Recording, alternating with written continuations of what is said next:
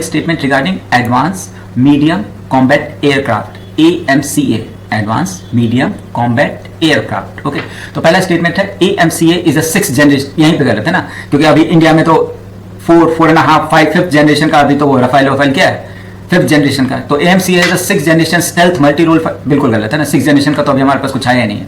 और अगेन है ना, तेजस और तेजस का देखो, उसका भी यही है कि जो इंजन जो जीई ने प्रॉमिस किया था यूएस के, वो हमें दे नहीं रहा है। तो ये अभी कितना ज़्यादा। और फिर अभी एक जो न्यूज़ आई है कि रशिया है developed a missile system that runs on nuclear power, और वो 20 साल तक, कहाँ हम इंटरकॉन्टिनेंटल बैलिस्टिक मिसाइल के बारे में बात कर रहे थे, और रशिया ने ऐसा मिसाइल बनाया वो 20 साल तक कुछ है ना बी इन एयर, समझ रहे हैं आप, कि 20 साल तक वो, और फिर मतलब कहाँ पे जा रहा है यार ये, मतलब are we really at the brink of third world war.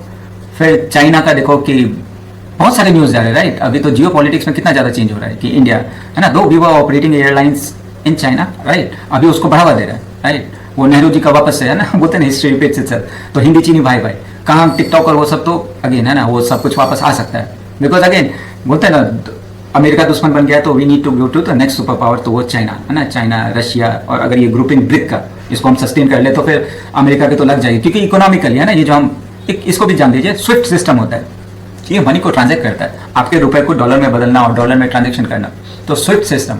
Okay, तो कोड होता है, जैसे IFSC कोड होता है ना, वैसे उनका एक कोड है।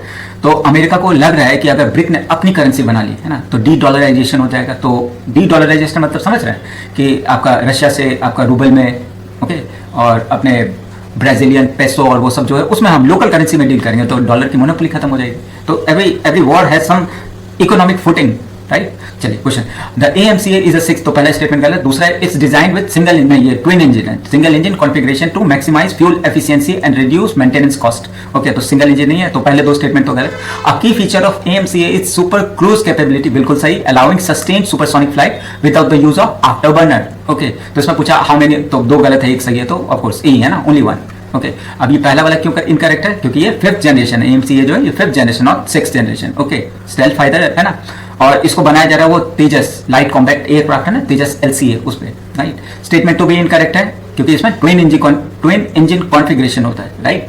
और ट्विन इंजन मतलब would be providing higher thrust, enhance survivability and capability to super cruise. Okay, cruise और बैलिस्टिक भी समझते हैं ना, क्रूज मतलब सिर्फ क्रूज करेगा, और बैलिस्टिक मतलब उसमें मिसाइल ऐड है, तो क्रूज और बैलिस्टिक में ये फर्क है। और मनूवरेबिलिटी ये भी बहुत ज्यादा होता है ट्विन इंजन के कारण। थर्ड स्टेटमेंट करेक्ट है, one of the defining feature of 5th generation